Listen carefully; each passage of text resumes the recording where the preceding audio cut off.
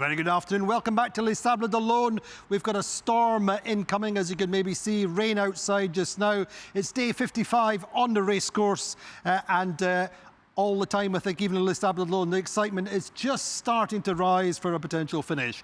Meantime, despite his name, it's not Ruyant who's getting richer out on the racecourse at the top of the fleet, but Charlie Dallin. He's opening out this lead all the time with into this boat speed race. Talking of getting richer, well, everybody wants to know what's the prize money to the winner, and it's 200,000 euros goes to the skipper who wins the Vendée Globe from a total prize pot of 800,000 euros. So it's not nothing. Otherwise, the big news of the day is Jean Le Cam coming around Cape Horn this morning.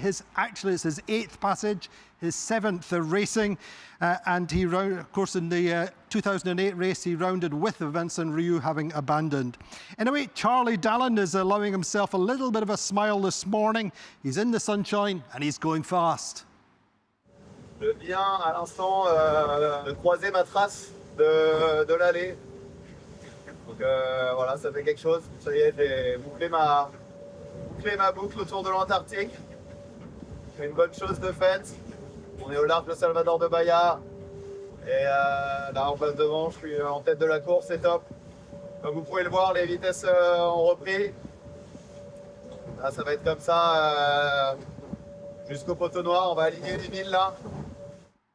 Well, there you go, Charlie Dallin with a big smile on his face, as you might well imagine. So my guest today is Chris Pratt, who's an Mocha racer, sailed many times with Jeremy Bayou, with Max Sorel. He did part of the ocean race with Boris Herrmann. He's also a multi-50, an ocean 50 racer, and he's a great insight into the race. He's been following it super closely. So, Chris, what's your thoughts on this battle between Charlie and with Johan at this stage? It's starting to look good for Charlie. Yeah, you're right, exactly. I think the bet of Charlie and also Guillaume Verdier was to build a boat able to go fast on the descent and the uphill of the Atlantic, South and North Atlantic, and that was a good bet because they crossed the Cape Horn with the leader Johan Ruyant, and now we know that Massif is much more able to go fast in tricky condition, as we saw on the high pressure passage and on a semi-permanent front passage on the last few days. And it's also a boat which is really fast upwind. So for sure, I think it's not a definitive break, but it's a really good situation for Charlie and Massif. They are leading the race with a bit of an advantage, and then there is a lot of upwind coming in a few days forward. So yes, for sure, if there is no technical issue or no special weather forecast in the coming days, we can say that we have a real potential winner for sure. How much of it is down to the boat? How much of it so far is down to the sailors? What's your evaluation between the two on this race? I mean, the performance of the skipper are pretty similar. I mean, they both sail so well. They have routing abilities and way to manage the boat and to select the moment where they're pushing hard or not.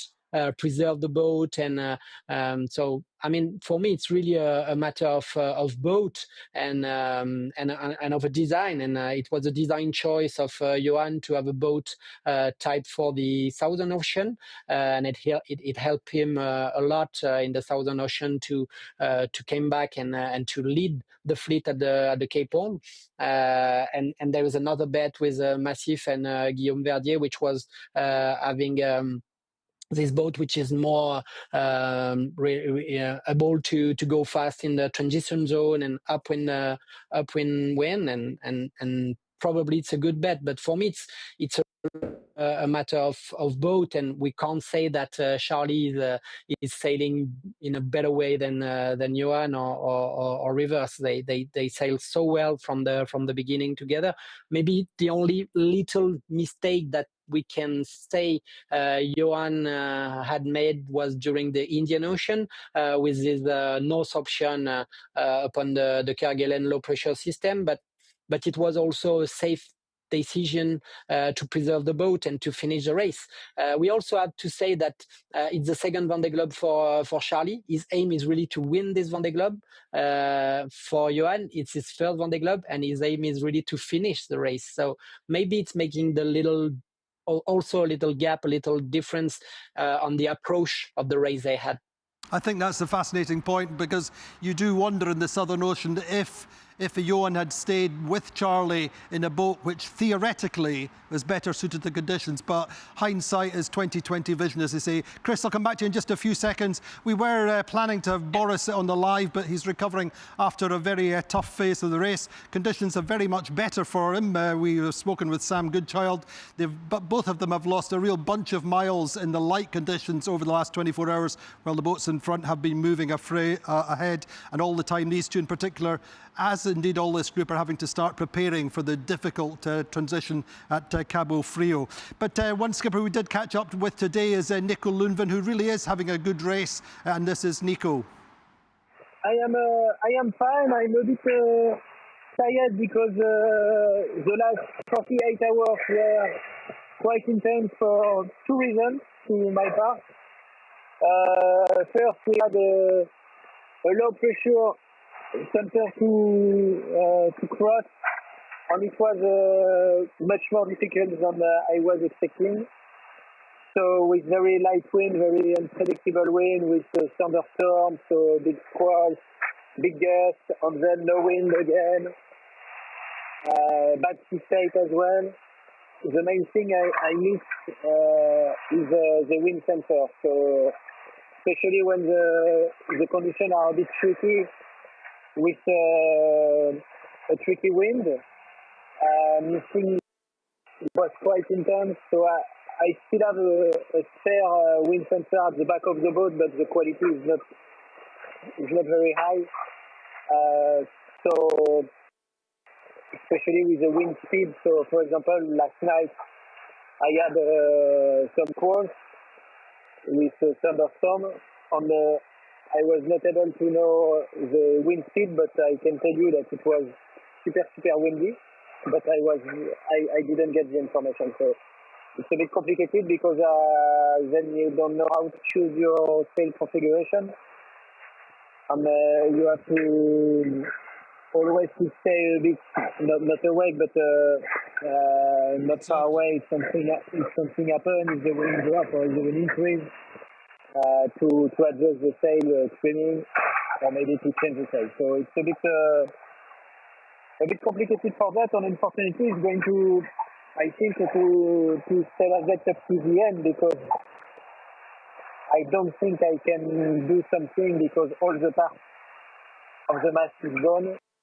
So unfortunately I can't do something at the top of the mast. So Chris, boats are tired, the skippers are tired, and that layers another level of pressure on Nico Lunven, having lost his masthead unit. How does that compromise him? Yeah, in this type of boat, it's really difficult to sail without the masthead unit. He talked about his spare sensor, which is at the back of the boat, but the information is pretty bad, so you can just know. We done the last transatlantic with this spare one with Maxime Sorel, and I can say it's really hard to sail the boat with this. You have to play with the remote every time. You can't just let the autopilot running in a wind angle mode. So it means that it's a lot of energy spending to sail the boat normally. So it's really a big deal for Nico, and I don't think it's the only one to have this type of problems. Interesting. We'll come back to just in a second. But one of the outstanding performances from my point of view is Seb Simon. He's been outstanding in this race, really. He really is a big talent. He had something to prove on this race. His last Vendée Globe was a big disappointment for him and indeed for his team. Behind the scenes, I think he was quite unhappy and he's really hit the doldrums before or after that race. Then he's come back with this a Vendée sponsor. It's a much happier programme. But even so, he's built up the Retour à la Basse a year ago.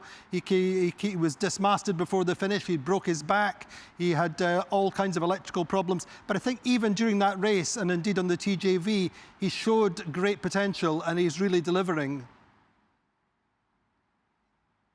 Yeah, you're completely right. I think it's an amazing example of resilience because his last Vendée Globe campaign was pretty much a disaster, and also I think he grown up a lot in his way to prepare himself and to build his team, and what he's doing during the between the start of this Vendée Globe and now is just really amazing. I mean, in one hand, it's a surprise because we didn't expect him to be on the podium, but in another hand, he's sailing on the Ocean Race boat winner, and also we knew that he has this ability to go really fast on the boat. He showed this with the 24 hours record. And then the key moment, the key point was his decision about, again, this low pressure system at the Kerguelen. He chose to stay with Charlie in front of this low pressure system. It was a big risk. We saw on the video that he was a bit worried when he takes this decision, but at the end, that was the key moment. They had this break at this moment, and that's what is allowing him now to probably be on the podium in Les Sables d'Olonne. If he managed to finish the race, I think we can say for sure he will be on the podium because he now got a really nice gap between him and the fourth place group, let's say. So no, I mean, for me, it's really a good example of resilience because again, disaster campaign in the last Vendée Globe, and then 3 years searching for money, building the project, dismasted, getting injured, because you say he dismasted during the Retour à la Base, but he's also get a big injury at his back. So again, big bravo to him and his team, and I think he really deserved to be there and finishing the race in third position with the level of the fleet with just one foil. I mean, it's just amazing. Chapeau, I think, is the expression. But on top of that, his communication has been really good. Again, you say he's grown up, but he's speaking English. Yeah. He's really loving his race. Yeah, we saw this in his communication that he's really growing up. Also in his mindset. He never talk about the result. He always talking about the way he's doing the things, the way he's enjoying the race, the way he likes sailing the boat. And even when he broke his foil, he was not devastated at all. He was say, okay, it's like this, and I'm keep fighting, and I'm gonna go through the end of this race. So no, yeah, it's again, really happy for him. He chose me to be his spare skipper, but for sure I wouldn't be able to do as good as him. Well, that is a little bit of an admission. Now, in a few seconds, we're going to talk about the last of the Mohicans, Jean Le Cam. But going down the fleet, talk to us a little bit about Thomas Ruyant, because he's lost his J2. He can't use his first reef. How much is that going to compromise him over the last part of the race? I'm really sad to say this, but I think with this sail problem, G2 sail issue, and with this first reef issue, I don't really see how he can keep his fourth place. I mean, it will be completely awesome if he managed to do this, because you have to imagine that the J2 is the sail that they must use like maybe 19% of the time to go to Les Sables d'Olonne, because it's a lot of upwind and reaching conditions, so using the J2. And first reef is really the reef you need, or again in this type of condition. I mean, like in 15 to 25 knots, you keep playing about full main and one reef in the main.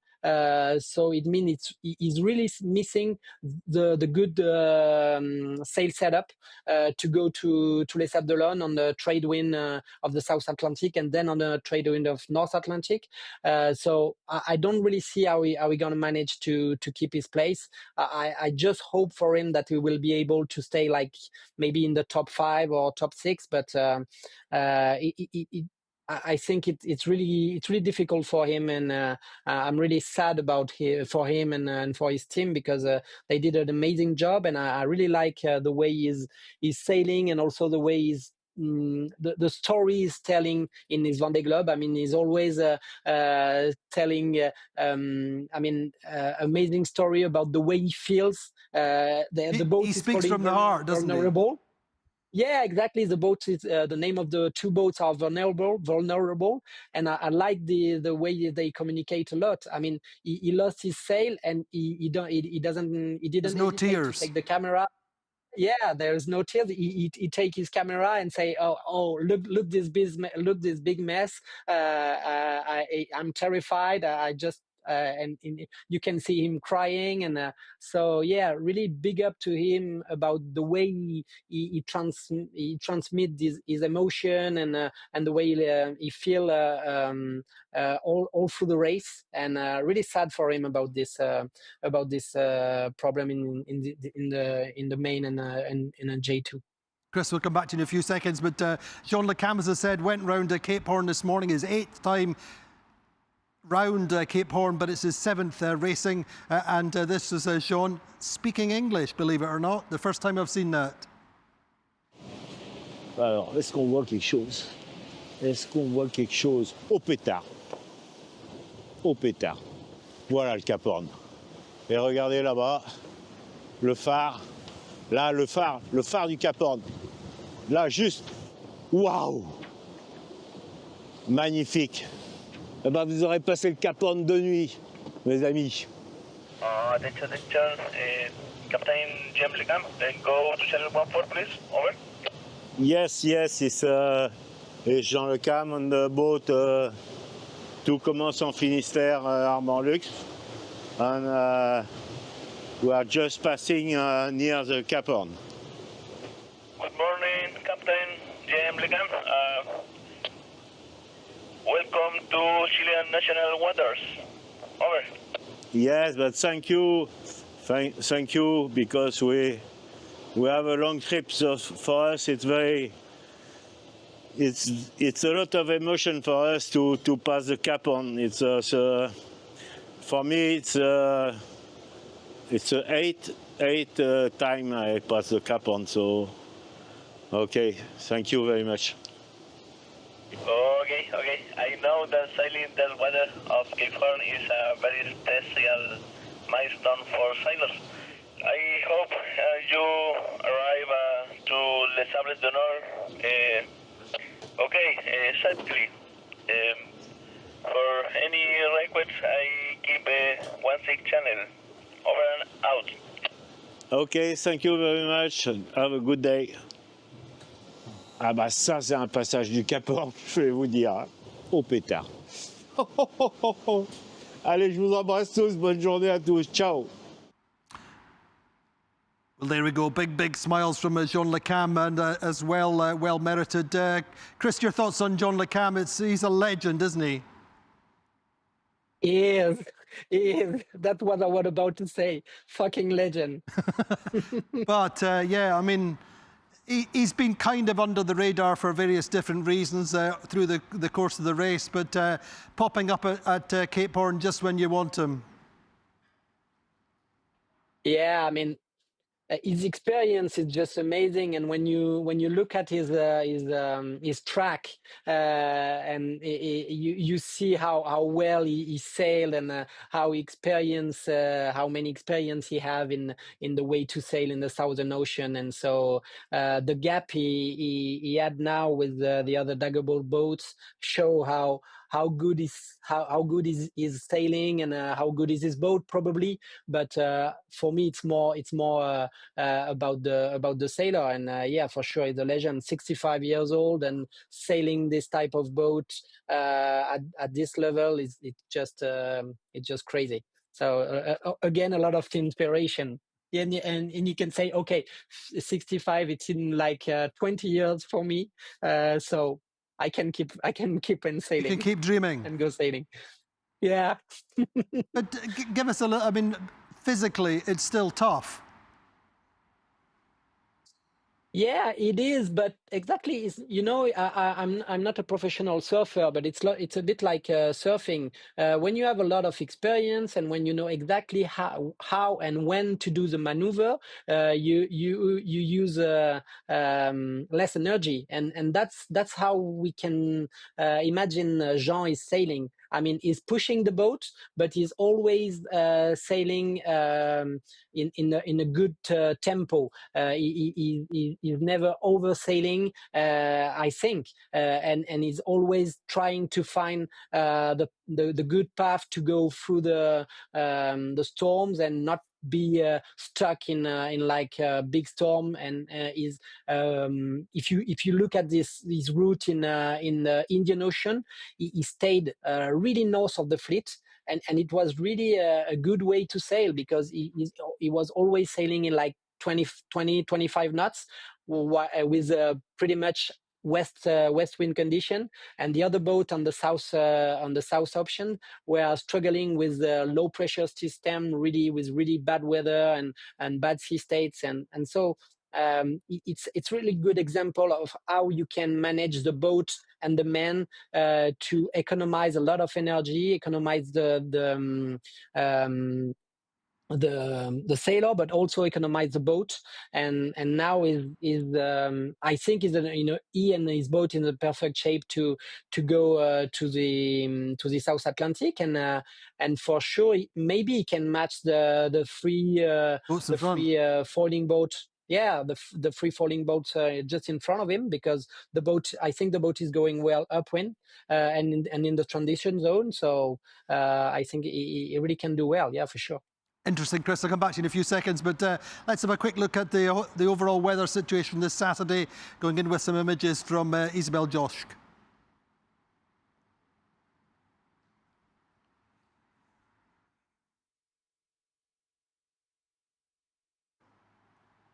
So a little weekend bonus, starting off with the 3D modelling, flying all the way through the fleet. Looking first of all at the equator. Well, the leaders had about 700 miles to go to the equator earlier on this morning. Key things to notice are the doldrums are quite far to the east, and so there should be a fairly straightforward passage for the two leaders, who are very much lined up one behind the other. Sebastian Simon now coming away from the Brazilian coast, going east.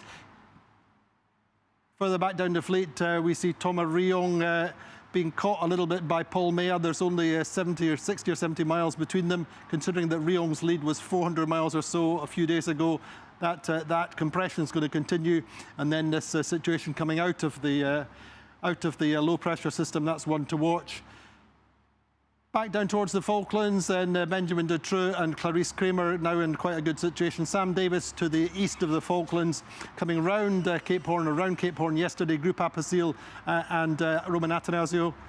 And then John Le Cam round Cape Horn this morning, his 7th rounding. Alan Rurer will have tough conditions for Cape Horn tomorrow. Isabelle Joschk and Giancarlo Podotti both have compromised boats, and I think we'll see them slow down. Benjamin Ferry, and then this big group of Daggerbolt boats together, all sailing in good conditions. Ollie here still in the upwind and the high pressure zone. Antoine Cornic and Jing Kun Chu behind, also in quite good conditions for the meantime.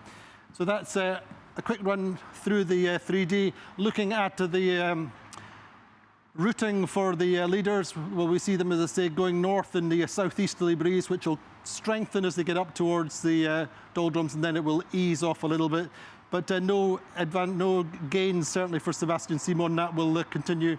That expansion will continue. Looking back here, then, it's all about getting out of this, the centre of this high pressure. On this side, then the advantage initially is going to be wind, although they're going to be upwind, they're going to have a solid breeze. The big gamble is this area here. Once again, we're in this semi-permanent cold front off Cabo Frio. The big question is whether they go inshore and get through it, although the bit's a slightly bigger risk, or sail slightly further going out to the east. So that's going to be interesting to watch with that group over the coming days.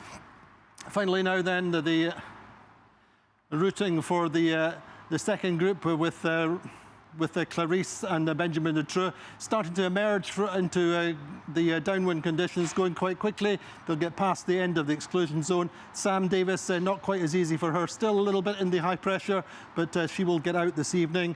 Meantime, Roman Atanasio and Damon Sagan, they're still in the high pressure zone, but so it's quite complicated for them. Jean Le Cam coming round also with the same situation. But then this watching here, Alan Roura, as I say, he will come round to Cape Horn tomorrow. He is going to have very tough conditions at Cape Horn, probably 45 knots, up to 4 meters of sea. Correspondingly, these two boats here, Isabel Josch and our Italian Giancarlo Badotti, they have compromised boats. We expect them to slow down and let this front progress through, and then otherwise it's fairly straightforward progress for the main group of daggerboard boats and so on coming through into the back of the high pressure system.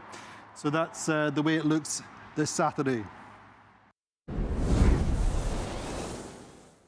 Well, as we were saying, that group with the low-pressure system starting to emerge into better conditions. Sam Goodchild and Boris have been stuck in the middle of it yesterday in very light conditions. And this is Sam this morning reporting in. Hello! So there's some good news and there's some bad news. The good news is we got some wind and we're moving. And bad news is we paid pretty hard. Basically spent the whole day yesterday and the whole night last night not moving anywhere. And while the others weren't moving, or most of the others anyway. So yeah, it cost quite a lot of miles. That's going to hurt. The other good news is it's warm. I got my t-shirt off. And the other good news is I'm not on my own, because I can see Boris. Nobody can see him. Probably too small, but there's a tiny little Boris over there on Melisia. So it's not all bad news, but it hurts. I'm not going to lie. But at least we're moving, so I'm happy with that. And I might even try and have a shower. It's going to be cold, but the water's not warm, but that'll be worth it. Oh la la, what a night. See ya.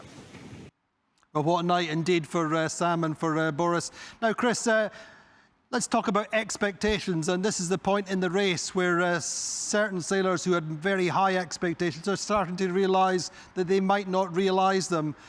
Who do you put in that category, and how tough is that going to be? For me, the first one to put in that category is probably Boris, because I don't really know about his expectation, but the expectation of the ecosystem was much more to see him at the front of the fleet, and he's not. He struggled a little bit at the start of the race and never really managed to come back to the leader. So I think it's pretty hard for him. But the race is not over, and even if his boat has not the perfect skills to go on the upwind mode in the South and North Atlantic, we show on the leg on the ocean race leg with Malaysia from Itajai to Newport that we can do really good thing with this boat on this part of the race. So I'm still confident about his ability to reach a top 5, top 6. For sure, that's going to be a lot of fight for this 4th, 5, 6 place between this group with amazing sailors in it. I think that's going to be one of the interesting things between now and, or certainly towards the end or through January. That's going to be the thing to watch, and also the Daggerboard fleet. Chris, we'll come back to you just in a few seconds, but let's run through the ranking as at midday today.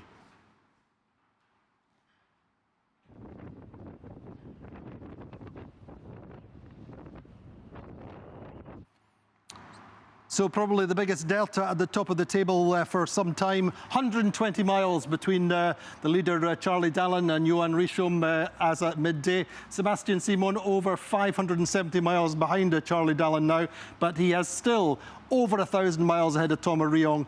Paul Mea is catching up all the time with Ruyant, Nico Lunven and Jeremy Bayo still reasonably close, 65 miles between them. Boris Herrmann and Sam Goodchild, still only 7 miles between them. Justine Metro catching up a little bit in 10th. She's, well, 1924 versus 1939, so only 15 miles between Justine Metro, who's going quicker than Sam Goodchild, and Boris Herrmann, who have both been caught in the centre of the low pressure. Sam Davis in 13th, their internationals. Alan Rura coming to Cape Horn in 17th. Isabel Josk in 18th, and Carlo Pedotti in 19th. Kojiro Shiraishi in 24th, Conrad Coleman 28th, Oliver Heer 30th, and Denny van Veenberg in 35th. So that's our ranking this Saturday. So there we go, that's the ranking. Chris, thank you so much for joining us. I see you're waiting to get back on the slope, so we won't keep you. Yeah, I'm gonna try to have a good skiing outside, but it's a bit foggy. By the way, it's for the English live. It's foggy. Of course. Anyway, thank you so much for joining us. Great insights, and hopefully we'll see you at the finish. So that's all we have time for today. My guest tomorrow, well, I'm super excited to be having Ellie Aldridge, MBE, the Britain's Olympic kite gold medalist from Marseille, joined by her coach, Stevie Morrison, who many people will know as the Sail GP commentator, but he's also double Olympian, 49er world champion, and also well known on this side of La Manche as a skipper in the Tour de France. So do join me then back in Les Sables d'Olonne for the Vendée Globe Live, 13:30 UTC, 14:30 here in France.